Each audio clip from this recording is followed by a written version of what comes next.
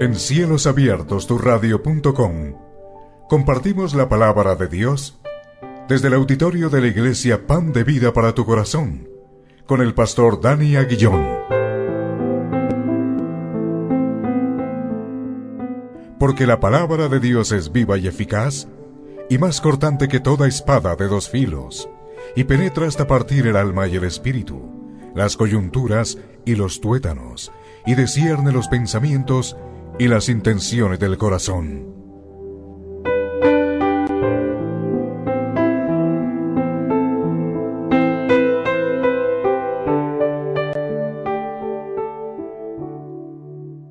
Vamos a iniciar la serie de la Epístola de Santiago. La serie de la Epístola de Santiago. Una serie maravillosa, es algo muy pero muy especial. Son 5 capítulos. En esos 5 capítulos vamos a conocer muchísimas cosas del autor de Santiago.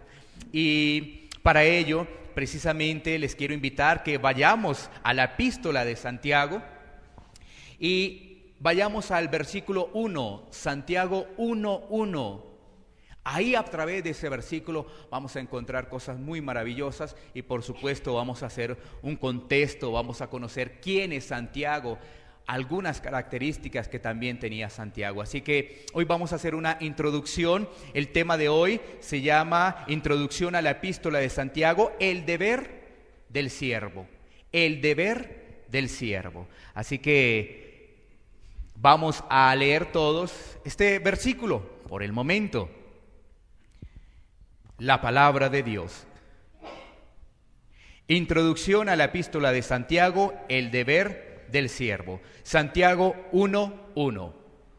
Dice la palabra de Dios: Santiago, siervo de Dios y del Señor Jesucristo, a las 12 tribus que están en la dispersión, salud. Vamos a volverlo a leer todos, por favor, todos. ¿Listos? Al contar de 3. 1, 2, 3.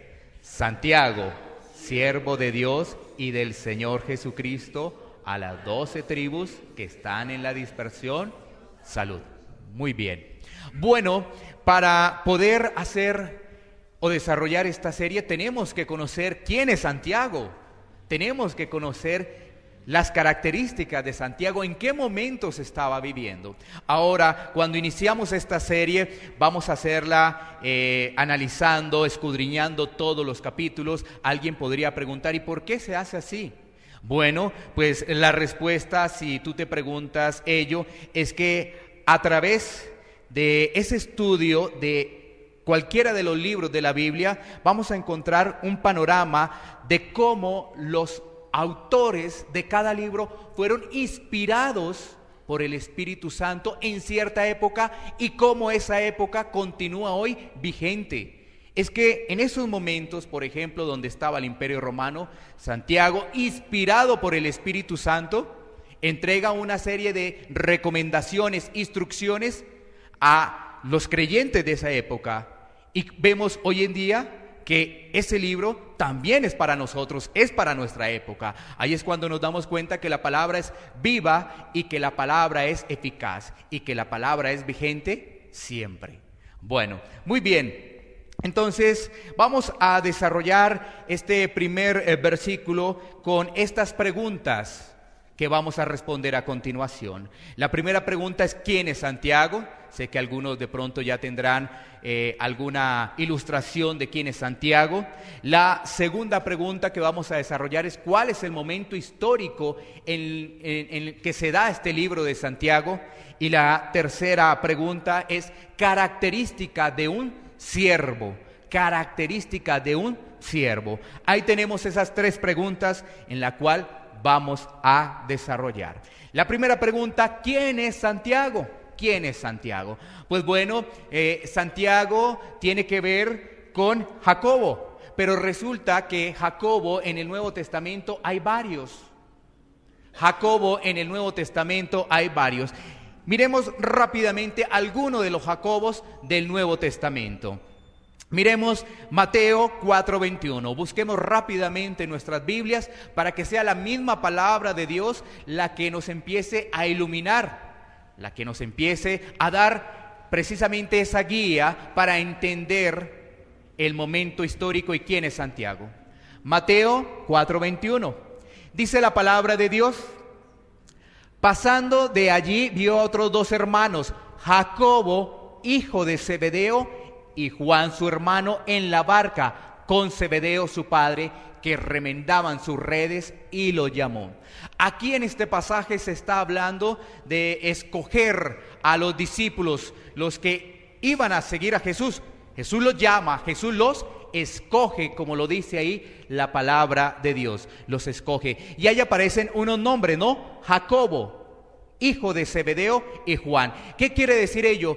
Que Jacobo y Juan eran hermanos. Jacobo y Juan eran hermanos. ¿Su padre quién era? Era Zebedeo. Allí aparece muy bien Jacobo. Miremos otro pasaje bíblico que también nos ayuda a demostrar que hay otros Jacobos en el Nuevo Testamento.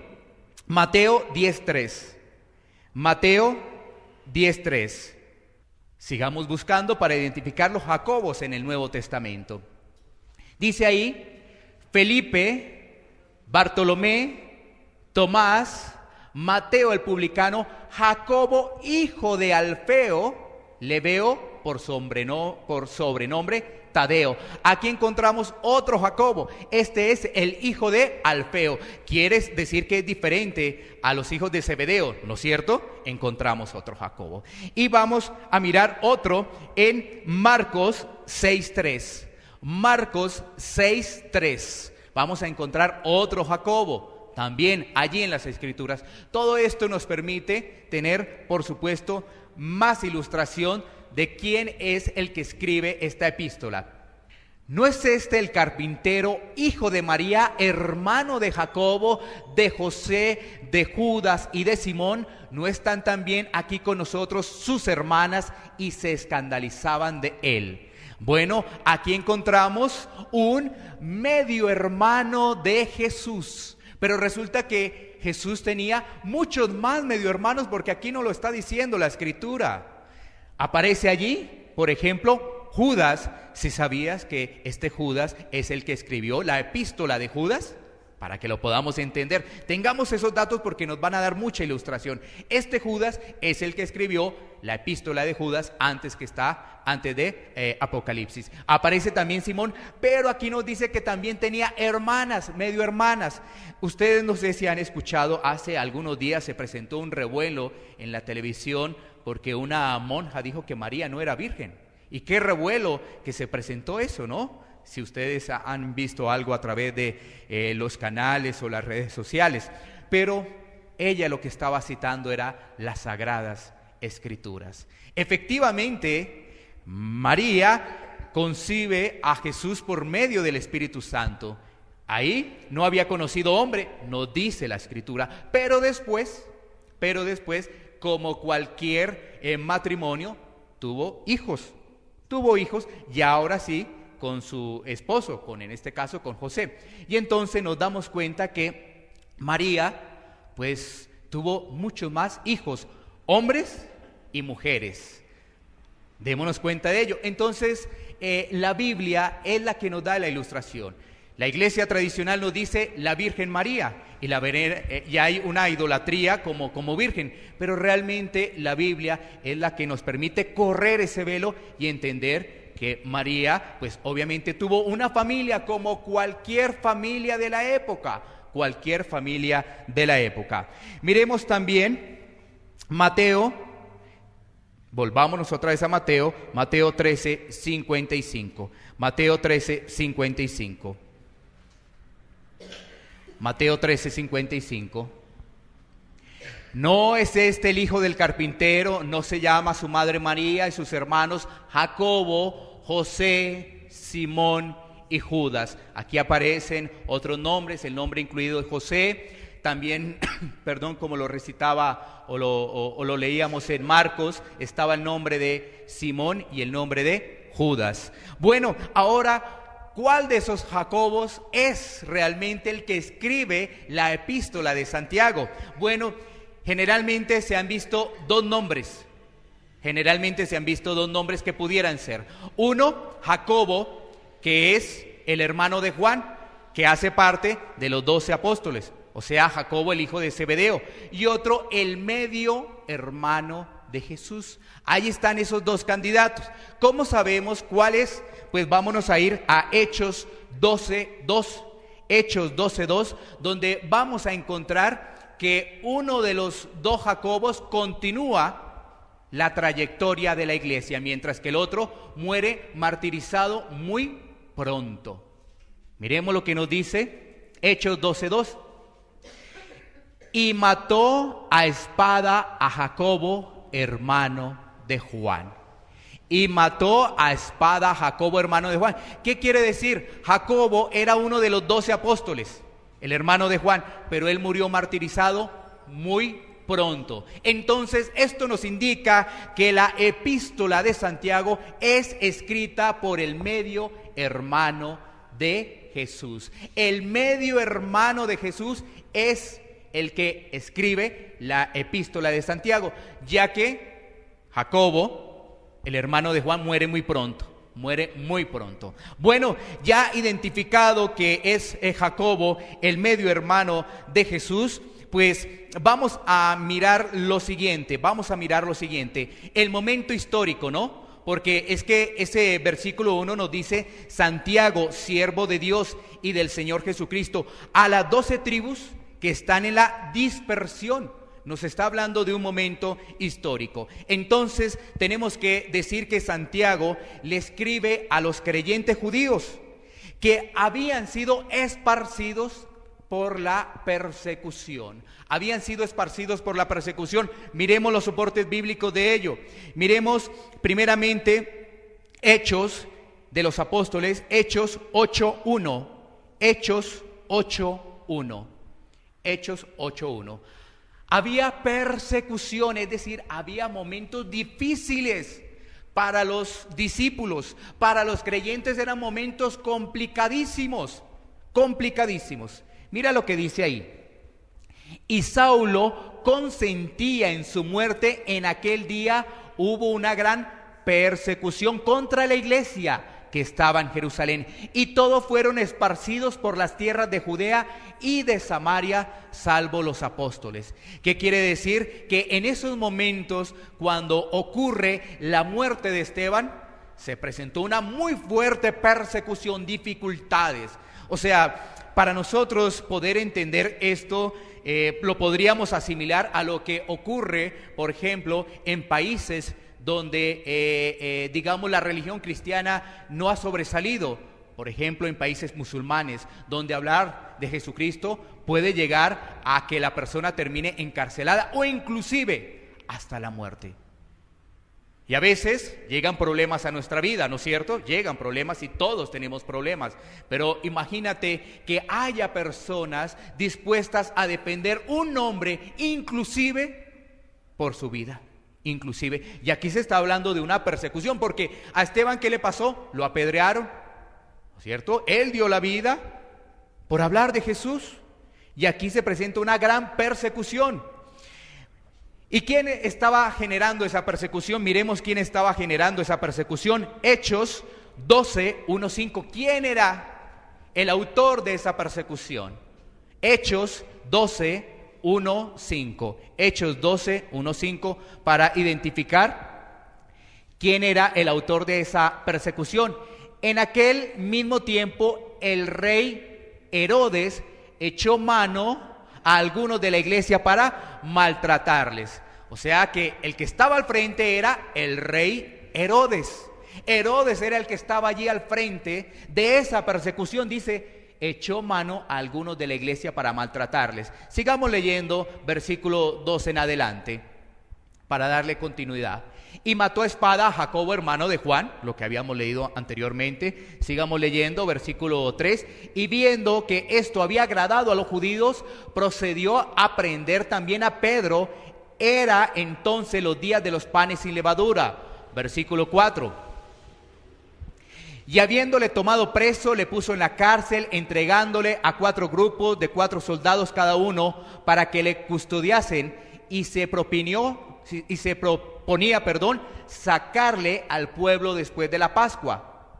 Así que Pedro estaba custodiado en la cárcel, pero la iglesia hacía sin cesar oración a Dios por él. O sea que en esos momentos de persecución, de dificultad, había oración. Los hermanos ya tenían la revelación de Dios y entendían que la oración es muy importante para el creyente. La oración es muy importante para el creyente. Así que Herodes Agripa, como se conoce, pues era nieto de Herodes el Grande y el hijo de Aristóbulo IV. Estos datos para que los podamos también tener en cuenta. Bueno, y también cuando se habla de la dispersión, ¿no es cierto?, tenemos que tener en cuenta que en el Antiguo Testamento también se presentó una situación muy parecida, ¿no? Porque eran 12 tribus de Israel, ¿no es cierto? Conocemos que eran 12 tribus de Israel, pero esas 12 tribus de Israel se dividieron en 2, los del norte y los del sur, es decir, 10 tribus y 2 tribus quedó la división. Entonces, esta división era bajo la siguiente característica: el reino del norte era llamado Israel. El reino del norte era llamado Israel. Y las otras 2 tribus, la tribu de Benjamín y la tribu de Judá, era llamada precisamente Judá, la tribu también de Judá, ¿no es cierto?, llamado los del sur. Entonces tenemos los del norte, Israel, los del sur, ¿quiénes son?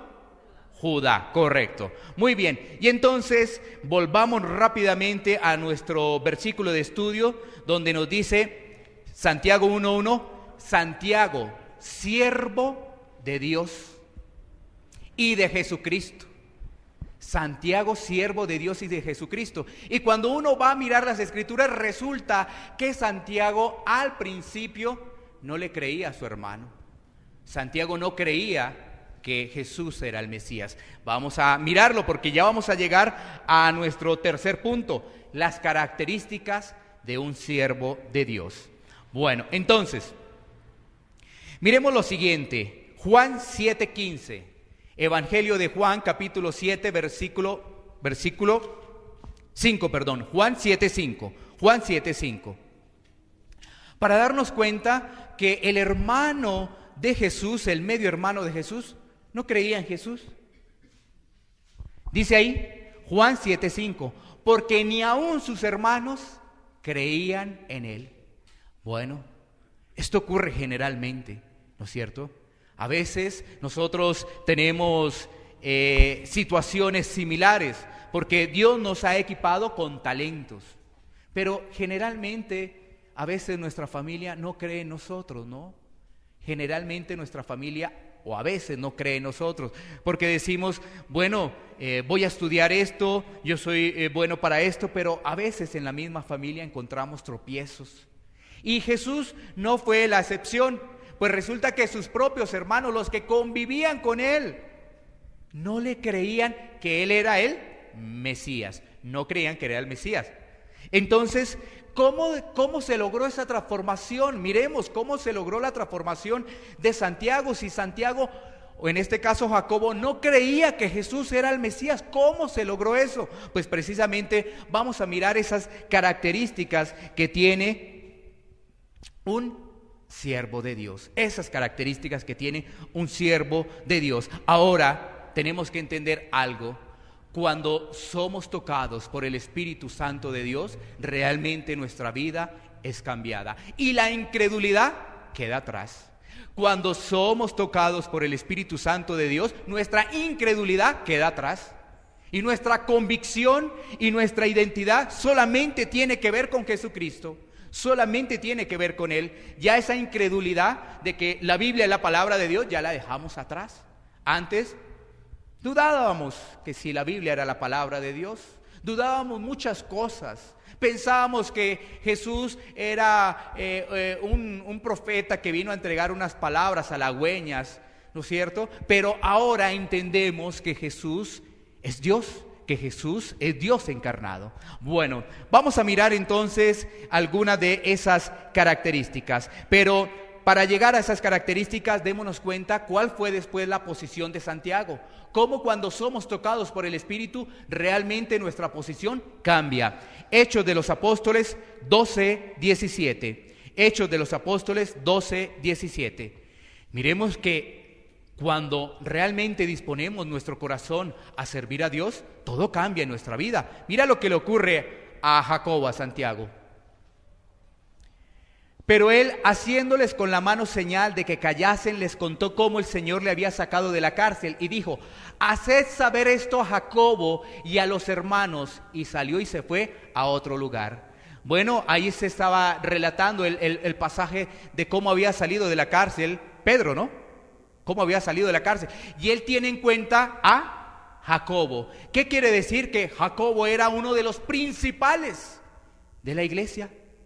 Después de ser incrédulo, después de no creer que Jesús era el Mesías, ahora era uno de los principales. Mira lo que te estoy diciendo, que cuando somos realmente tocados por el Espíritu de Dios, nada vuelve a ser igual. Nada vuelve a ser igual. Miremos otro pasaje, Hechos 15:13. Hechos 15:13. Para poder entender la posición de Jacobo, el medio hermano de Jesús. Hechos 15:13. Y cuando ellos callaron, Jacobo respondió diciendo: varones hermanos, oídme. Posición de autoridad. Posición de autoridad. Ahora, la posición de autoridad no tiene nada que ver con jactancia, orgullo, porque estamos hablando de un siervo, ¿no? Es que hemos confundido esa posición de autoridad con orgullo, con jactancia y con soberbia. Nada de eso, absolutamente no tiene nada que ver con eso. Miremos Hechos 21:18. Un último de Hechos. Hechos 21:18. Y al día siguiente Pablo entró con nosotros a ver a Jacobo, y se hallaban reunidos con todos los ancianos. Ahí nos damos cuenta la posición que tenía Jacobo. Era líder, era uno de los principales de la iglesia. A muchos de nosotros, quizás, cuando nos hablaban del Señor Jesucristo, dudábamos, pero cuando realmente llegó el Espíritu Santo a morar en nuestra vida, las cosas realmente han cambiado. Realmente han cambiado.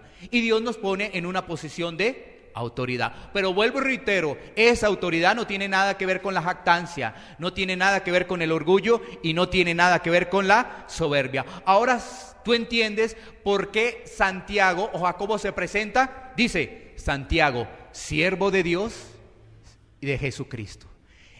Inmediatamente cuando encontramos la palabra siervo, ¿no es cierto? ¿Qué significa siervo? Algunos que prestan su servicio voluntaria o involuntariamente a una persona.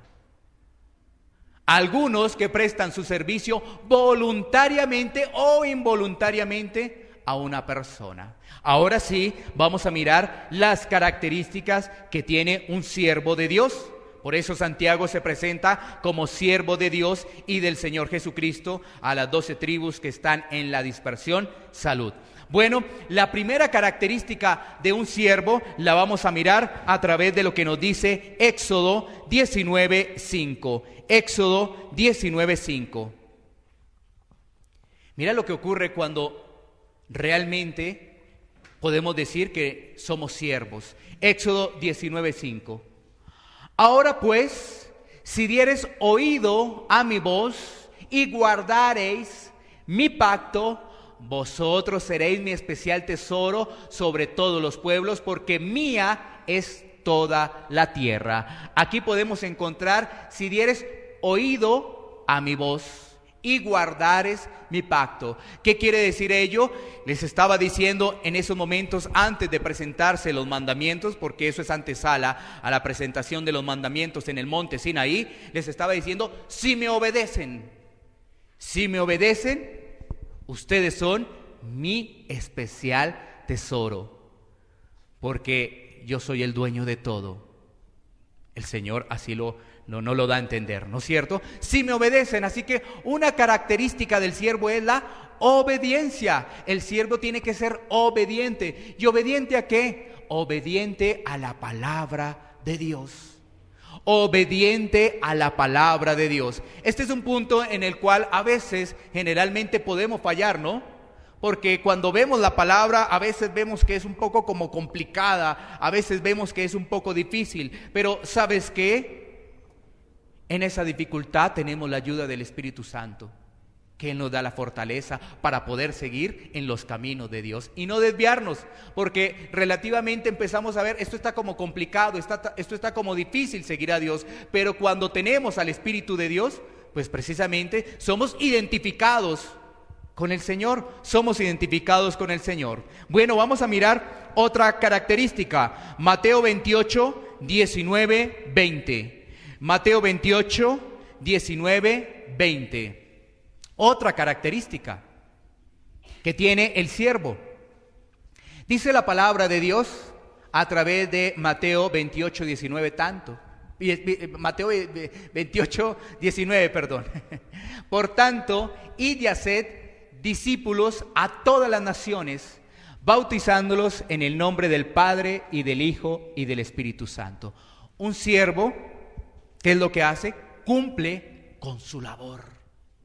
Un siervo cumple con su labor. Aquí se nos manda, id y haced discípulos. Es id y hacer testimonio, hablar de Jesucristo. ¿A dónde? Con el que nos encontremos, donde estemos. Porque hoy podemos estar en este lugar, en esta región, en este barrio, en esta ciudad, pero mañana el Señor nos podría llevar a otro lado, donde estemos, que hablar de Jesucristo, hacer discípulos. Y también ahí nos habla de cuando esa persona empieza a entender y a comprender quién es Jesús, que esa persona se pueda bautizar. Que esa persona se pueda bautizar. Leamos el siguiente versículo, el versículo 20. Mateo 28, 20. Enseñándoles que guarden todas las cosas que os he mandado. ¿Sí ves que ahí viene otra vez el principio de la obediencia? Un siervo cumple su labor. Un siervo cumple su labor.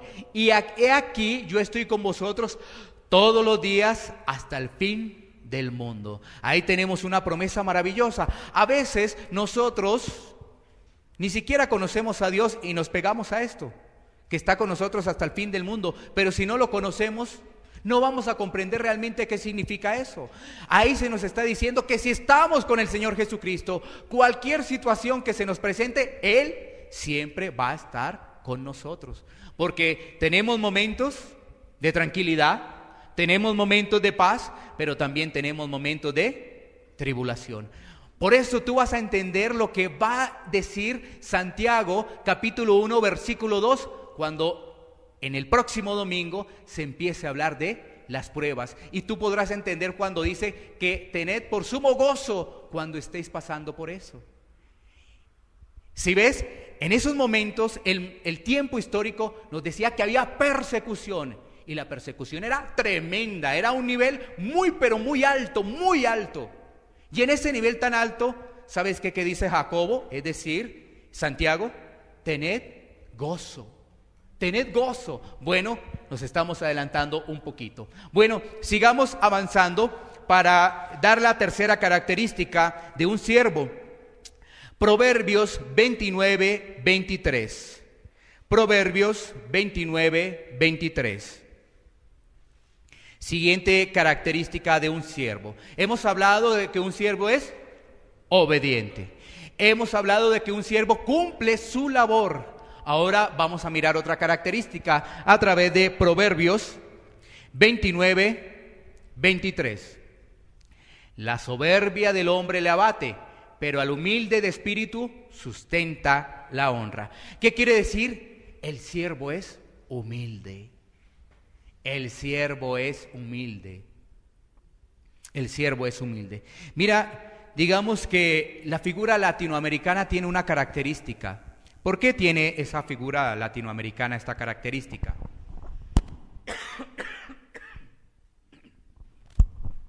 Por el tema de la colonización, ¿no es cierto? Entonces, primeramente nosotros estamos llamados a que estemos siempre como en la cola, ¿no? 1.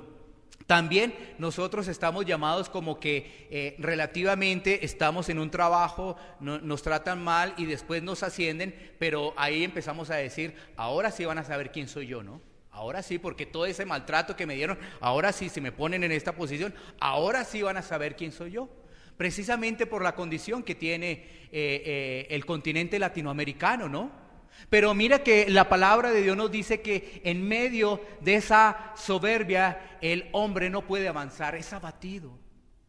Mira qué bendición, porque nos damos cuenta que Jacobo era incrédulo, pero después asumió una posición alta, pero lo hizo bajo las características de siervo. Claro, la palabra de Dios dice que el creyente es llamado a ser cabeza y no llamado a hacer cola, pero cuando le dicen eso se alegra y en su corazón puede haber un poco de jactancia, orgullo. No, nada de eso. Si tú eres cabeza es realmente para que puedas ser un guía. Qué diferencia, ¿no? Te hablan de cabeza, entonces en la iglesia te están hablando así, tú estás pensando en esto. Oh, más dinero, puesto, eminencia, el doctor tal, la doctora tal. Oh, oficinas, gente a mi cargo, bueno, voy a llamar y con solamente una llamada ya vienen acá y están pendientes de mí. No es eso, absolutamente nada de eso. El ser cabeza tiene que ver con el servicio. El ser cabeza tiene que ver es con la guía, con la instrucción. Esa es la diferencia. Entonces, el que está en la parte superior tiene que ser una persona humilde. Y mira, y si has venido de abajo y tu vida ha generado un crecimiento porque has venido de abajo, siempre mantén tu humildad, siempre mantén tu humildad. ¿No es cierto? Si ves la diferencia de conceptos, porque esa diferencia de conceptos nos habla de que una persona que está en un puesto de eminencia es una persona que hace lo que se le da popularmente la gana hacer. Sí, eso es un puesto de eminencia, ¿no? Pero realmente no. Bueno, ahí tenemos que entonces otra característica del siervo es que es humilde. Y vamos a concluir con Lucas 17:10. Lucas 17:10. Mira lo que nos dice la palabra de Dios. Lucas 17:10. Así también vosotros, cuando hayáis hecho todo lo que os ha sido ordenado, decid, siervos inútiles somos, pues lo que debíamos hacer, hicimos. Bueno, démonos cuenta de lo siguiente. Tenemos una tarea. ¿Cuál es la tarea que tenemos los creyentes? ¿Cuál es? Hablar del Señor, ¿no? Predicar el Evangelio, ¿no es cierto? Entonces, esa tarea nosotros la tenemos que cumplir. Y entonces aquí nos dice la palabra de Dios en Lucas 17:10, así también vosotros cuando hayáis hecho todo lo que ha sido ordenado. ¿Qué es lo que nos ha sido ordenado? Pues llevar la palabra, predicar la palabra de Dios. Así que eso fue lo que se nos mandó. Porque a veces nosotros estamos esperando es la dádiva, ¿no? Yo hago, ¿tú qué me das? Bueno, está bien. Yo voy a compartir del Evangelio, pero ¿tú qué me das? Yo voy a hacer tal cosa, pero ¿tú qué me das? No, eso es lo que se nos ha mandado. Y cuando hemos hecho lo que se nos ha mandado, allí en esa parábola de Lucas 17, el Señor nos dice, siervos inútiles somos. Pues lo que debíamos hacer, eso hemos hecho. Eso debemos tenerlo también en nuestro corazón, porque fácilmente a una persona se le puede subir las cosas a la cabeza. ¿Se le puede subir qué? El dinero. ¿Se le puede subir qué? La fama. ¿Se le puede subir qué? El pastorado. ¿Se le puede subir qué? El liderazgo. Eso se sube muy fácil. Pero muy fácil. Pero cuando tenemos en cuenta estas palabras del Señor Jesucristo, recordamos cuál es nuestra condición. Recordamos que ser siervo es una persona que guía, que orienta. Recordamos que ser siervo es una persona que está ayudando.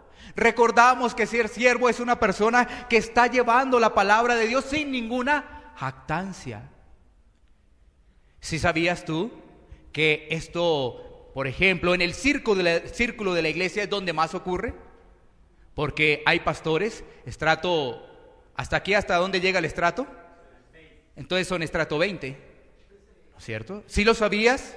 Hay que decir las cosas como son, hay que decirlas, porque si no, no las comprendemos, ¿no es cierto? Entonces ellos hacen acepción de personas, y entonces dentro del pastorado la soberbia es muy grande, la soberbia es muy grande, muy pero muy grande.